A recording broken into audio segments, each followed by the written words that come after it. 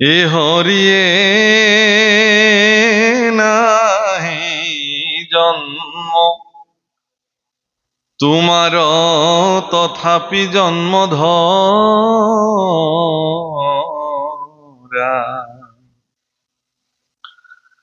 হহি জন্মে জীবর নম দূর করা হরি মূর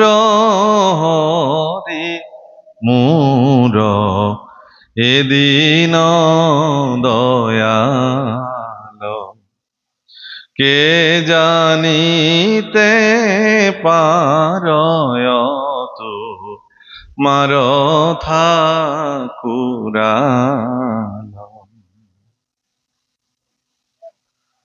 নাহি জন্ম তথাপি তোমারও জন্ম ধরা হে ভগৱান তোমাৰতো জন্ম বোলা বস্তুৱেই নাই তুমিতো অজ ভগৱানক কি বুলি কৈছে অজ পাৰমাৰ্থিক তত্ত্ব বিচাৰত যাৰ জন্ম নাই মানে মৃত্যু নাই আমাৰ জন্ম আছে কাৰণে মৃত্যু লগতে লাগি আহিছে যিদিনাখনে মোৰ জন্ম হৈছে সিদিনাখনে একেলগে মৃত্যু জন্মি আহিছে মাত্ৰ মৃত্যু ৰৈ আছে এটা নিৰ্দিষ্ট জাগাত সেই জাগাটোলৈকে সময়ে মোক বেটিত কৰি খুব কৌশলেৰে তিলকে সেই নিৰ্দিষ্ট স্থানটোলৈকে লৈ গৈ আছে আৰু আমি বিলাকে এইটো কথা ভবাই নাই আমাৰ ভাবিবলৈ সময়ো নাই মই যে মৃত্যুমুখী যাত্ৰী পৰীক্ষিতে কিন্তু ভাবিলে নহয় মই মৃত্যুমুখী যাত্ৰী গতিকে মৃত্যুমুখী যাত্ৰীসকলে মৃত্যুৰ প্ৰতি ভয়হীন হৈ কৰিবলগীয়া কৰ্ম কি সেইবুলি আপুনি মৃত্যুৰ প্ৰতি ভয় কৰাৰ কোনো প্ৰয়োজন নাই এদিনটো মৰণ হ'বই হাতে বাতে কৈত মিলয় কাহাৰ মৰণ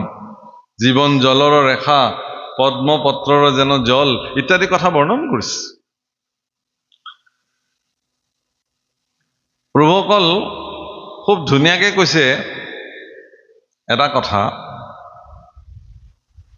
এ হৰিয়ে তুমি প্ৰভু নিগুণ গুণেৰ সীমানা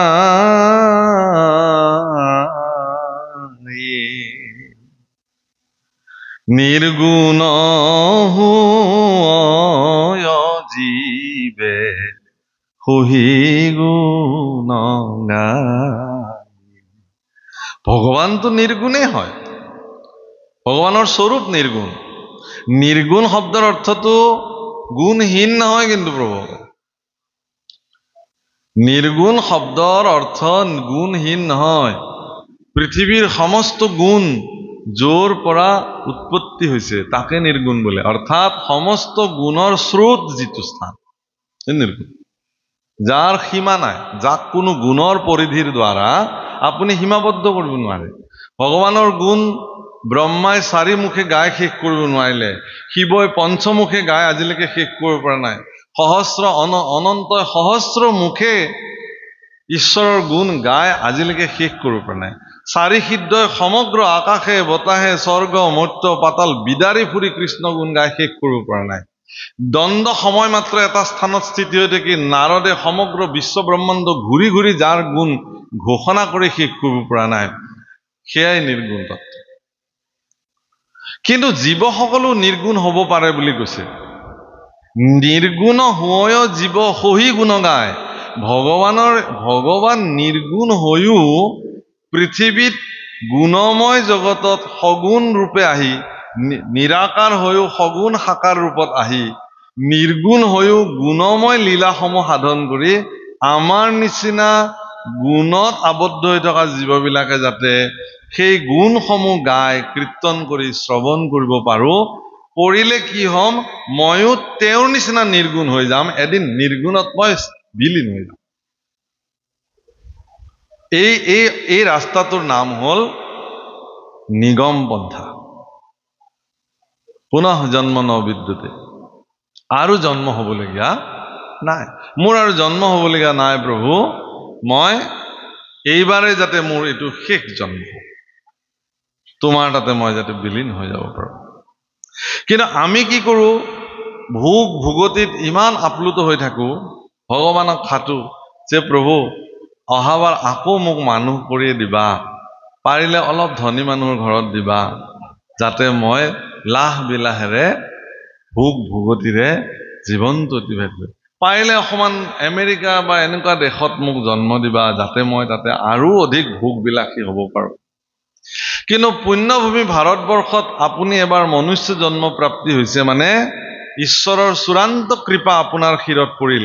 সেইকাৰণেহে আপুনি দুৰ্লভ্য মনুষ্য জন্ম, ব্ৰহ্মাৰ বাঞ্ছনী, দেৱতাসকলে যাক বাঞ্ছা কৰে, এনেকুৱা এটা সুন্দৰ দুৰ্লভ জন্ম আপোনাৰ জীৱনত প্ৰাপ্তি হ'ল, আৰু সেই জন্মটোৰে আপোনালোকে ইয়াত বৰ্তমান আছে।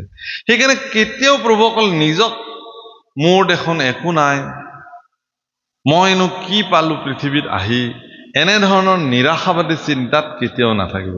আপুনি যিমান পাইছে আপোনাৰ যোগ্যতাতকে ভগৱানে আপোনাক বেছিকে দি ৰাখিছে, এই চিন্তাৰে থাকিব লাগে। নামঘৰ মন্দিৰত শলা শলিতা জ্বলাই মানুহে প্ৰাৰ্থনা কৰে যে হে প্ৰভু মোক আমুক দিয়া, তামুক দিয়া, তামুক দিয়া। কিন্তু তাত গৈ পেলাই এনেকুৱা বন্তি জ্বলোৱা লোকো আছে যিসকলে ভগৱানৰ দুৱাৰত গৈ বন্তি জ্বলাই কয় যে হে প্ৰভু মোক এইহেন জন্ম প্ৰদান কৰি দুৰ্লভ্য মনুষ্য তনু দি তুমি মোক যি কৃপা কৰিলা, কৃতাৰ্থ কৰিলা, মোৰ যোগ্যতাতকে তুমি মোক বেছিকে দিছা, তাৰ কাৰণে মই তোমাৰ ওচৰত সৰ্বদা কৃতাৰ্থ হৈ থাকিলো। এই কৃতাৰ্থ হ'ব পাৰিলে আপোনাৰ জীৱন ধন্য হৈ গ'ল। পৰীক্ষিতক প্ৰকাৰান্তৰে পৰীক্ষিতে এই কথাটোকে সুধিব খুজিছে শুকদেৱৰ পৰা যে হে গুৰুদেৱ, যিসকলে কি ধৰণে মানুহে এই অৱস্থাটোলৈকে যাব তুমি মোক কোৱা এই কথাবিলাক। হীৰা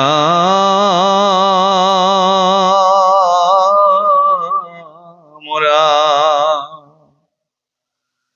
শুনিও সিদ্ধান্ত দেন্ত বেশৰ নন্দন, অ শুনিও নৃপতি যুগ ধৰ্মৰ লক্ষণ।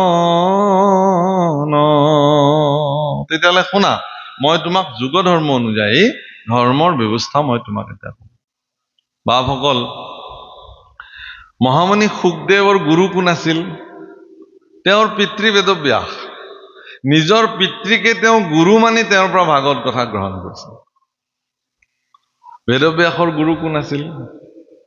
দেৱৰ্ষি নাৰদ। নাৰদৰ গুৰু স্বয়ং ঈশ্বৰ নিজেই। কিন্তু নাৰদৰ পূৰ্বজন্মৰ গুৰু আছিল চাৰি সিদ্ধ পুৰুষ চাৰিজনা। তাৰপিছত তেওঁ ব্ৰহ্মাৰ মানস পুত্ৰ হ'ল, ঈশ্বৰ পুৰুষ নিজেই তেওঁৰ জীৱনৰ গুৰু। কিন্তু শুকদেৱে যিদিনাখন স্বৰ্ণময় সিংহাসনত বহি পৰীক্ষিতক ভাগৱত কথা কৈছিল, সেইদিনাখন শ্ৰোতাৰ আসনত কিন্তু তেওঁৰ গুৰু ব্যাসদেৱো বহি আছে। ব্যাসৰো গুৰুৰো গুৰু তাৰমানে দেৱৰ্ষি নাৰদো তাত বহি আছে। পৃথিৱীত এনেকুৱা এগৰাকী ঋষি নাই যিগৰাকী ঋষিয়ে শুকদেৱৰ শ্ৰীমুখে ভাগৱত মুখ শুনা নাছিল। চব আহি তাত বহি আছে। আৰু এই সকলোবিলাককে সম্বোধন কৰি শুকদেৱে যুগ ধৰ্ম সম্পৰ্কে বৰ্ণন কৰিবলৈ গৈছে।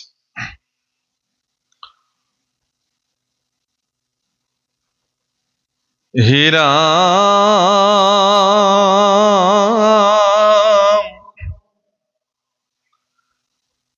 শুনিও সিদ্ধান্তৰ সত্যত আছিলা ধৰ্ম হৃষ্টপুষ্ট ভাৱে,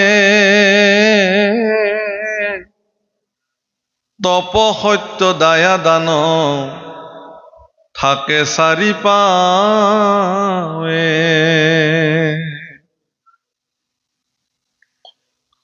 যি সিকালৰ লোক মানে সবে সকৰুণ, শান্তি তুষ্টি সম মৈত্ৰী আছে সবে গুণ, সবেও কৰিলা মন ইন্দ্ৰিয় নিৰোধ, আত্মাতে সেৰতি সমস্ততে সমবোধ, সবাহত আছিলা ঈশ্বৰ মহাজ্ঞান,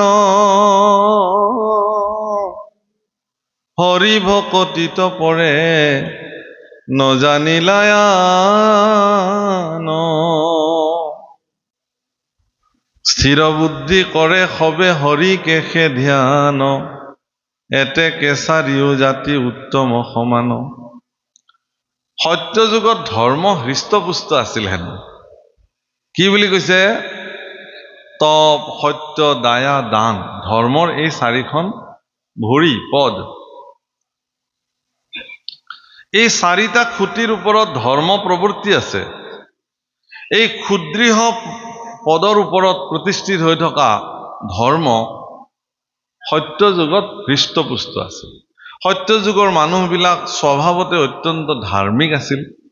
সত্য যুগৰ মানুহ স্বভাৱতে অত্যন্ত দয়াশীল আছিল।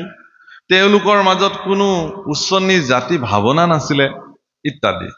আৰু এওঁলোকে পূৰ্ণতঃ ভক্তি কৰিবৰ কাৰণে এওঁলোক সামৰ্থ্যৱান আছিল। এইখিনি হ'ল সত্য যুগৰ কথা।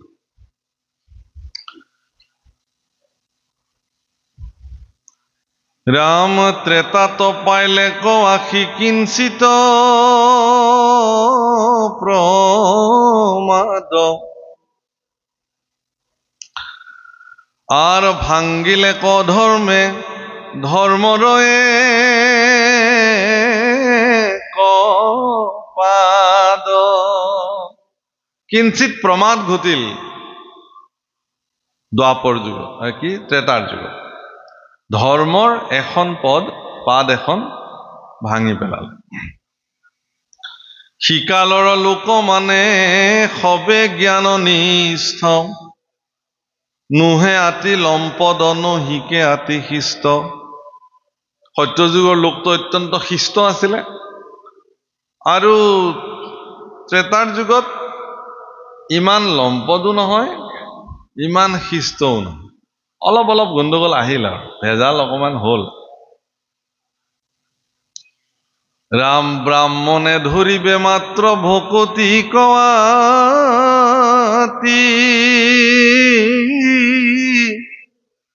ও নপাৰিলে ৰাখিবে অপৰতি নিজাতি। গতিকে তাত ব্ৰাহ্মণ ব্যতিৰেকে বাকী তিনিটা জাতিয়ে ধৰ্ম ৰক্ষা কৰিব নোৱাৰিলে। কিন্তু ত্ৰেতাৰ যুগৰ কথা।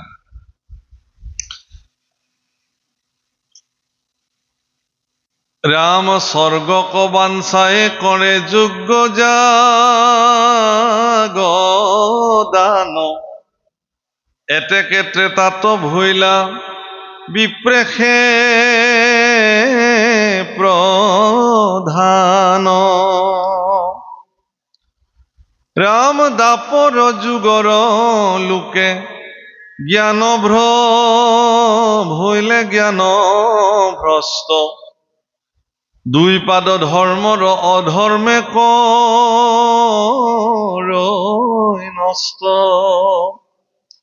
দাপৰ যুগত একেবাৰে ধৰ্মভ্ৰষ্ট হৈ গ'ল, যাৰ কাৰণে ধৰ্মৰ দুখন পদ অধৰ্মই ভাঙি পেলালে। ও শিকালৰ লোকৰ ৰজ শত হৈবে প্ৰীতি, পঢ়য় অপঢ়াৱে হৃষ্ট ভাৱে প্ৰতিনীতি।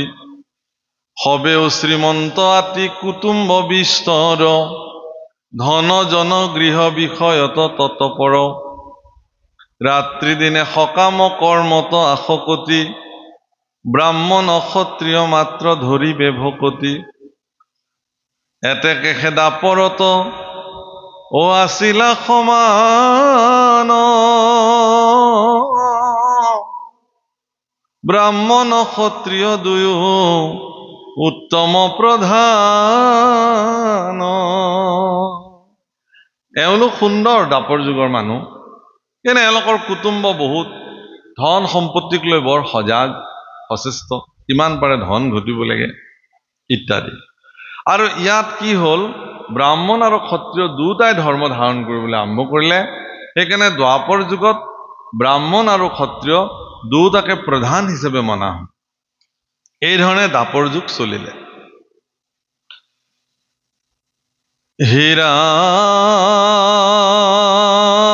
হীৰাম কলিতয় ধৰ্ম হইবে হৃষ্ট পুষ্ট ভাৱ, ধৰ্মৰ ভাঙিবে ইটো দুষ্টে তিনি পাও। সত্য যুগত হৃষ্টপুষ্ট আছিল কোন? ধৰ্ম। আৰু কলিৰ যুগত হৃষ্টপুষ্ট হ'লগৈ অধৰ্ম। ধৰ্ম দুৰ্বল হৈ গ'ল, আৰু এখন ভৰি ভাঙি দিলে। অৰ্থাৎ এখন পাদৰ ওপৰত ধৰ্ম প্ৰতিষ্ঠিত হৈ থাকিল। গতিকে তেওঁ নিশকতীয়া হৈ গ'ল। হে ৰাম চতুৰ্থ চৰণে পাছে কৰিবে কনস্ত, কলিত যতে কলোক ভৈল ধৰ্ম ভ্ৰষ্ট, মিলিবে পৰম লোভ হুইবে অনাচাৰ, দাৰুণ নিৰ্দয় যেন ৰাক্ষস আকাৰ। বৰ ভয়ংকৰ যুগ বৰ্ণন। ইয়াত আচলতে কলিৰ যুগ যি ধৰণে ব্যভিচাৰ আৰম্ভ হ'ল, ইয়াত এইখন ভৰিও ভাঙিবলৈ বেছি দিন আৰু নালাগিব। মানুহ অত্যন্ত লোভী হ'ব, অত্যন্ত স্বাৰ্থপৰ হ'ব কলিযুগত। এয়া কলিযুগৰ স্বভাৱ। শুকদেৱে পৰীক্ষিতৰ আগত আকৌ বৰ বেলেগ শব্দ ব্যৱহাৰ কৰিছে। অনাচাৰী হ'ব, অত্যন্ত দাৰুণ হৃদয়ৰ হ'ব, নিৰ্দয় হ'ব আৰু ৰাক্ষসৰ নিচিনা চৰিত্ৰ কলিযুগত, এই বুলি কৈছে। প্ৰভুসকল, সত্যযুগত ঈশ্বৰ এটা নিজস্ব সুকীয়া স্থানত আছিল, দেৱতাসকল সুকীয়া স্থানত আছিল, অসুৰবিলাক সুকীয়া স্থানত আছিল। দেৱলোক বেলেগ, অসুৰ লোক বেলেগ, ঈশ্বৰৰ লোক বেলেগ। সত্যযুগত এইটো আছিল। ত্ৰেতাৰ যুগত এখন পৃথিৱীতে দৈত্য লোক থাকিল আৰু দেৱলোকো থাকিল। অৰ্থাৎ এখন পৃথিৱীতে লংকাত ৰাৱণ থাকিল, অযোধ্যাত ৰাম থাকিল। পৃথিৱী এখনেই, লোক এখনেই, এখন লোকত। আৰু দ্বাপৰ যুগত একেটা বংশতে দৈত্যও থাকিল আৰু মানে দেৱতাও থাকিল। দৈৱ গুণসম্পন্ন লোকো থাকিল, অসুৰ গুণসম্পন্ন লোকো থাকিল। অৰ্থাৎ কৌৰৱ বংশটোতে পঞ্চপাণ্ডৱ দৈৱ গুণসম্পন্ন আৰু কৌৰৱসকল, পুৰুষসকল 100 পুত্ৰ অসুৰ গুণসম্পন্ন। আৰু কলিৰ যুগত একেটা শৰীৰতে দুটা থাকে, দানৱীয় গুণ আৰু দৈৱ গুণ এটা শৰীৰতে আহি বাহাল হৈ দিলে। সেইকাৰণে কলিৰ যুগত মানুহে কেতিয়া কি ৰূপত গৈ অধিষ্ঠিত হৈ যায় কোনেও ক'ব নোৱাৰে।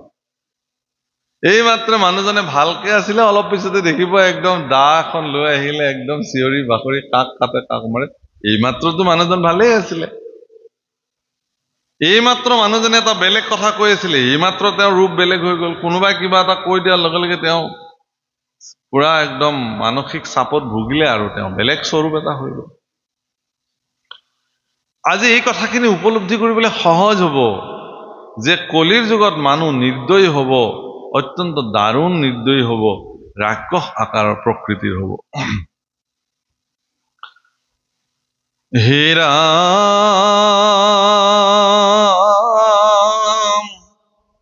খাইবা কপাৰয় তৃষ্ণা বাঢ়ি যাইব আতি, অকাৰ্যে কৰিব বৈৰ কলহত প্ৰীতি। খাব পৰালৈকে তৃষ্ণা এনেকুৱা এটা বস্তু হ'ব লাগে, মোৰ পানী পিয়াহ লাগিছে, পানী অকমান খাই দিলো, পিয়াহটো নিৰ্বাপিত হৈ গ'ল। কিন্তু আমাৰতো পিয়াহ লগাৰ নিৰ্বাপিত হৈ যোৱাৰ পিছতো আৰু আমিতো পানী খাই নাথাকো। কিন্তু শৰীৰৰ ইন্দ্ৰিয়বিলাকৰ এনেকুৱা তৃষ্ণা আছে, যিটো তৃষ্ণা ই কেতিয়াও মানে নিৰ্বাপিত হৈ নাযায়।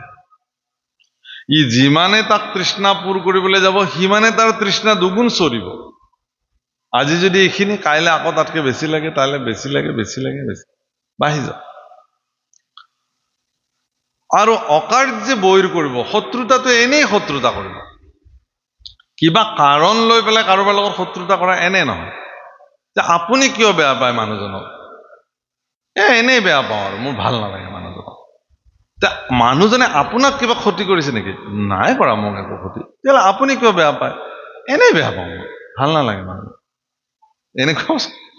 এইটো কলি যুগৰ চৰিত্ৰ। মই মানুহজনক ভালকে নাজানো, মানুহজনৰ লগত মোৰ কোনো সম্পৰ্কও নাই, অথচ মই মানুহজনক বেয়া পাওঁ। এনেই অকাৰণে বৈৰী কৰিব, শত্ৰুতা কৰিব, আৰু কলহ প্ৰীতি, কাজিয়াৰ প্ৰতি মানে কাজিয়াৰ প্ৰতি বেছি প্ৰীতি বাঢ়িব। মানুহে কাজিয়া কৰি ভাল পাব। আজিকালি খুব কাজিয়া কৰাৰ এটা ভাল মাধ্যম সৃষ্টি হৈছে। এনেই মানে কোনেও কাকো চিনিও, আগতে কাজিয়া কৰিছিল কি চিনা জানা গাঁৱৰ মানুহ, অমুকৰ লগত অমুকৰ শত্ৰুতা, তেওঁ কিবা এষাৰ কৈ দিলে এও খং কৰিলে কাজিয়া হ'ল, শত্ৰুতা আগৰে আছিলে হেনো। কিন্তু আজিকালি চিনিও নাপাওঁ, জানিও নাপাওঁ, এটা কিবা ছচিয়েল মিডিয়াৰ ফেচবুক এইবিলাক আছে নহয়, তাতে কোনোবা এটা কিবা লিখি দিলে, ময়ো দেখিলো, ময়ো দুআষাৰ ঠিকছে কওঁ, ময়ো লিখি দিলো এষাৰ, এনেই এখন কাজিয়া। এইবাৰ মোৰ মন্তব্যটো দেখি পেলাই তাতে আৰু 10জন আহিল মোৰ লগত কাজিয়া কৰিবলৈ। মোৰ আৰু চব কাম বাদ দি পেলাই আৰু তাহাঁতৰ লগত এতিয়া উত্তৰ দিবলৈ 2-4জনে আকৌ ফোন কৰি কব, আপুনি উত্তৰ দিয়ক, নহলে আপুনি হাৰ মানা বুজাব। মই কিয় হাৰ মানিম, চব কাম বাদ, মই এতিয়া উত্তৰ দি দিম, ফেচবুকত কাজিয়া কৰিম। প্ৰভুসকল, এটা বস্তু কি, কোনোবাই কিবা কৰিছে, কোনোবাই কিবা কৰা নাই, যোনে যি কৰিছে তাৰ ফল তেওঁলোকে ভুগিব, তাকে লৈ পেলাই মইনো মূৰ ঘমাই কি হব। আৰু ইয়াত বস্তুটো আপুনি দেখিব, এইবিলাক খন্তেকীয়া, বৰ বাৰ্নিং ইছ্যু এটা হয় যদি বৰ বেছি এসপ্তাহ চলিব, তাৰপিছত আৰু সেইটো কি হ'ল কাৰো আকৌ তাৰ খবৰ ল'বলৈও সময় নাই। আকৌ সেইবোৰ বা কি হ'ল, কেইদিনমানটো একদম ফেচবুক খুলিলে আপুনি এইটো দেখিব, আমুক হ'ল তামুক হ'ল তামুক হ'ল। তাতে ময়ো গৈ ভাগ ললো, ময়ো কেইবা এষাৰ কৈ দিলো। এইবোৰ হ'ল কি, যত অকৰ্মণ্য লোক আছে পৃথিৱীত, এওঁলোকৰ কাম নাই, এওঁলোকে এইবোৰ কাম কৰি থাকে। কাৰোবাৰ হৈ মন্তব্য দিব, কাৰোবাৰ হৈ তৰ্ক কৰিব, কি প্ৰয়োজন আছে বাৰু?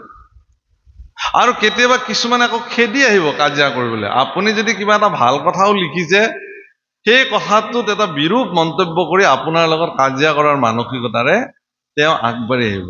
দৰাচলতে আমি ভাবিছিলো যে এইবিলাক কিয় হবলৈ গৈছে, আচলতে ভাগৱতে কৈ থৈ দিছে যে এইটো কলিৰ যুগৰ এটা বিশেষ চৰিত্ৰ, যে কলিৰ যুগৰ মানুহে অকাৰণতে মানুহৰ লগত শত্ৰুতা কৰিব আৰু কলহৰ প্ৰতি প্ৰিয়, মানে কাজিয়াৰ প্ৰতি ভাল পাব, কাজিয়া কৰি ভাল পাব।